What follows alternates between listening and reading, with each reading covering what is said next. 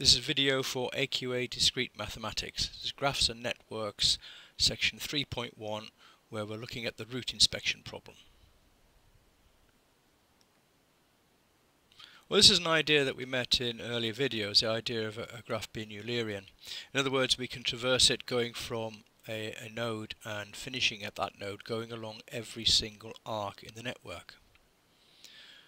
Now, in fact, this one is not Eulerian because you can see that it's got two odd nodes in it. So although we could start and finish and traverse the network, we'd have to be starting not at the same point, but starting at B and finishing at E, or vice versa. So this is what's referred to not as Eulerian, but semi-Eulerian. So it has two odd nodes,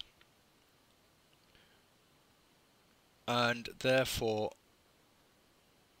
it is called semi-Eulerian, in which case you have to start and finish at the odd nodes. A fully Eulerian would need all even nodes, and then you could start and finish at whichever node, and it would be the same node that you start and finish at.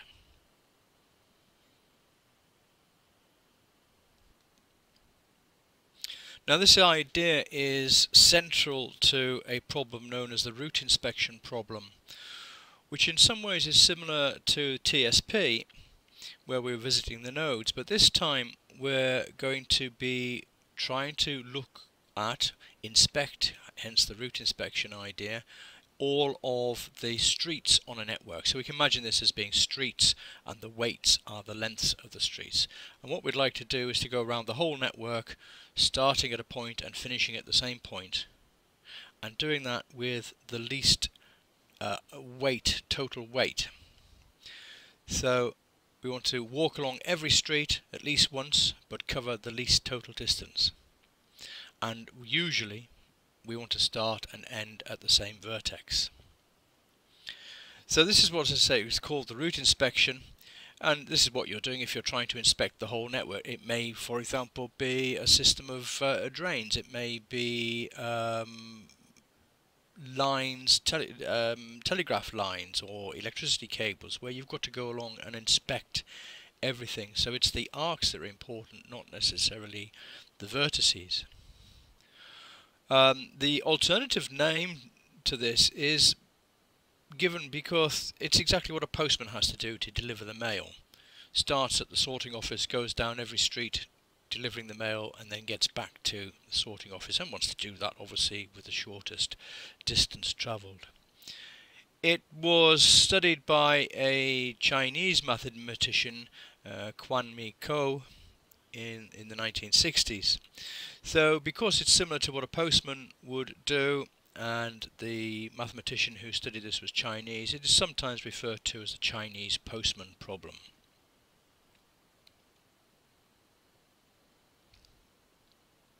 Well, we've said that if a graph is Eulerian, we've got all even ordered nodes, and therefore we can start and finish it whichever one we like, and it's very, very straightforward. All we have to do is add up the weights of those arcs.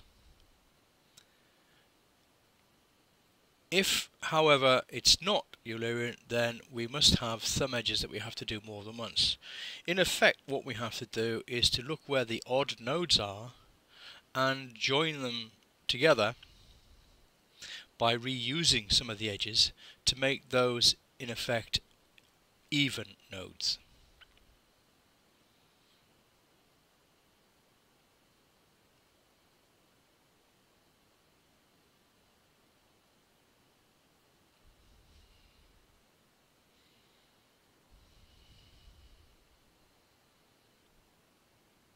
The steps in the root inspection algorithm then are as follows. First thing we have to do is to identify the odd vertices that are in the network, and then pair them up and consider all the ways of joining those odd vertices together and write down the weights.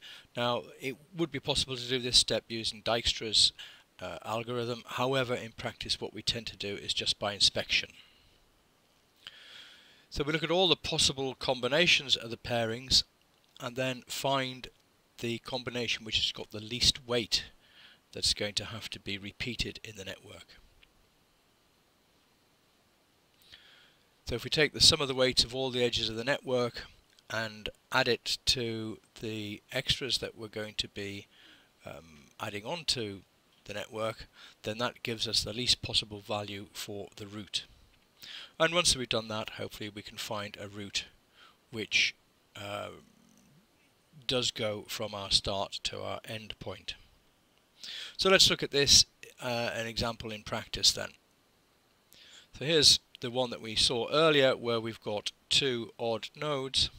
So we can see that those odd nodes are at B and E, so we identify those as being the odd nodes. And so we simply need to find a route from B to E of least weight. Now in fact it's not the direct one, or it's not from B to D to E, which is 4, or B to C to E, which is also 4, but there's one of weight 3 which is from B to C to D to E, and that's a total weight of 3. So you have to be careful when doing this that you do find the route which joins your odd nodes together which has got least weight. And therefore the total weight of the route that we're going to have, well, let's take the network first of all. The total weight of the network of the graph that we have was equal to 25, and therefore our tour weight will be 25 plus our extras, which is 3, giving us 28. Now when it comes to working out the tour, what I tend to do is to put my extra arcs just indicated on my diagram by maybe dotted lines. So I'm going to use these as to remind me that those are my extras. And now I should be able to start and end at any particular point. And to do that I would normally do it again with a highlighter. So for example we could start at A, go from A to B, and then if you imagine going round in a circle but then sort of deviating from that circle when you need to, so we're going to go from B to C and now back to B, then along to D, back to C,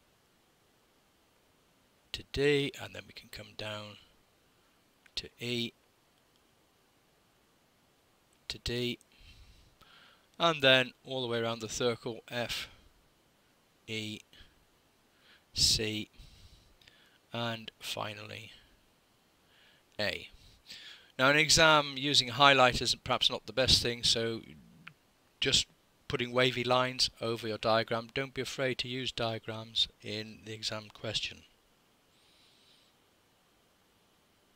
So then we need to write that down. You probably did that at the time, but it was A to B, C, back to B, D, C, D, E, D, and then F, E, C, back to A.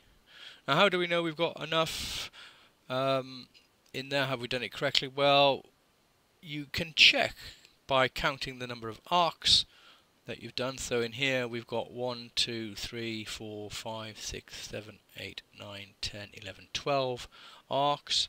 And just look at the original diagram. In the original diagram there were 9, and we've added an extra 3, so yeah, 12 arcs is correct. So that's just a check that you might have the correct solution.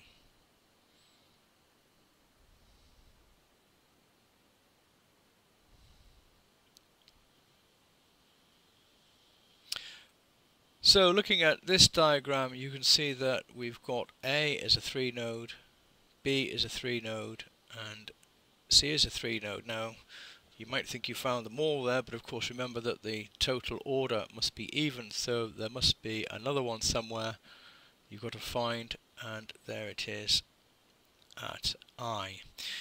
In exam questions, the most you will get is 4 odd nodes on your graph. So we've identified our odd nodes. So they are at A, B, C and I. And now we compare them together in different ways. For example, we could do AB with CI, or AC and then BI, or the third possibility is AI and then BC. Now we need to check the weights of these 3 sets. So from A to B, that's straightforward, it's 100. From C to I, you have to be a little bit careful to make sure that you do find the smallest weight. In fact, it's from C to F to J to I. So CF JI, worth keeping a note of exactly what we're doing, and that's 200 plus 160 plus 80, giving in total 440. So that pairing there gives a total of 540 for the weight. AC, you might jump to the easy one there, which is 150 of course across the top, but do look and make sure that it is, and yes, it is from A to C is definitely correct at 150. What about from B to I? Well, yes, but you need to check and just make sure that it is from B to E to G to I, and that is a total of 250 plus 100 plus 100, so giving you 450. So for that pairing there we get a weight of 600. Now going on to AI. From A to I, well, again, you have to be very careful. 200, 160 and 40 is one possibility. That would give you 400. But what about coming from A to D to G to I, which is 200, and then 80 plus 100, which is only 380. So in fact that's what we need. We want to go from A to D, so it's A, D, G, I. So that's 200 plus 80 plus 100 is 380. And BC is 120. So put those together and in fact we get 500. So the ones that we're going to repeat are the ones with least weight. We want to add in as little as possible. So it's going to be AI and BC that are added in. So we know that those added in will give us a weight of 500. We're told in the question that the weight of the graph itself is 2090, so therefore the total weight of the tour will be those two added together, will be 500 plus the 2090, so therefore 2590. Now what we need to do is to work out a tour if we're asked to do it. So what I would suggest you do again is to dot in the paths that we're going to repeat. So that was from A to D, from D to G, and then from G to I, and also from B to C. You can now see that what we've done is created a graph where all of our nodes are in effect even ones, so we can start and finish at any point.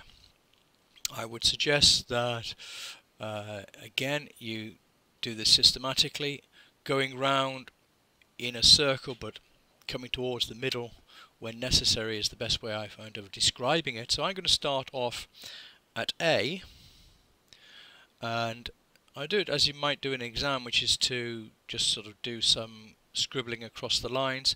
So starting at A, I can go from A to C, and then from C to B, and then back to C and down to F.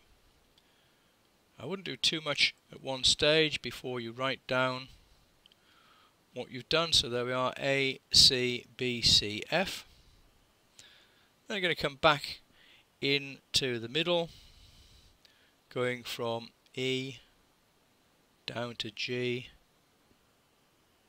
back to F, and then continue round our circle from J and finally to I. So that was E, G, F, J, I. Now I'm going to come back into the centre. So G, back to I, and round the circle, H to G.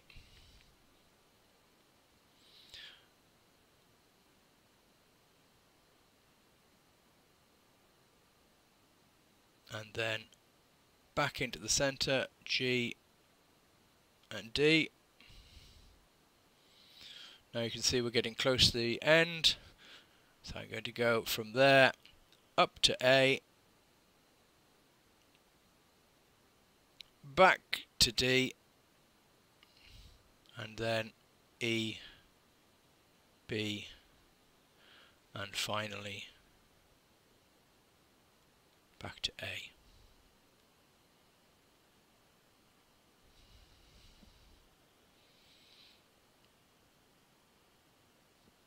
So there we are. There are obviously more than one possibility for doing that, but if you keep track of what you're doing and you use the diagrams, then it's quite difficult to go wrong. It is possible to go wrong, but it is quite difficult.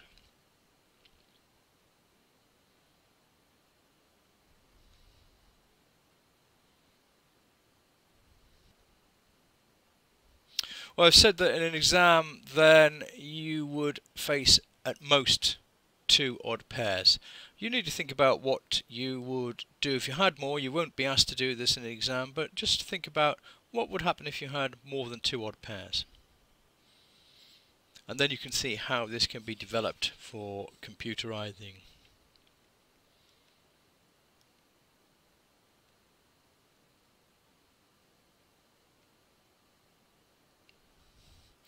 Let's think about what the possible errors are. Well, the first one is not finding the shortest path for pairings, so ignoring maybe an indirect one that you didn't spot. Another one is just simple pure addition, making errors with addition. Missing some arcs out from a root, or finding an incorrect root, repeating an arc sometimes, and that's why I do tend to use the diagrams to help in that. And also wasting time. If you're asked, or if you're not asked to find a root, then don't try to. So quite often in exam solutions we see a root that's been written down when the question hasn't expected that, and they are quite time consuming to do it. So if you're not asked to find a root, you may simply be asked to find the weight of a root rather than the actual root itself. Well, that's the end of this section 3.1, where we're looking at the root inspection. So next one we'll be looking at another problem concerning graphs, and that's network flows.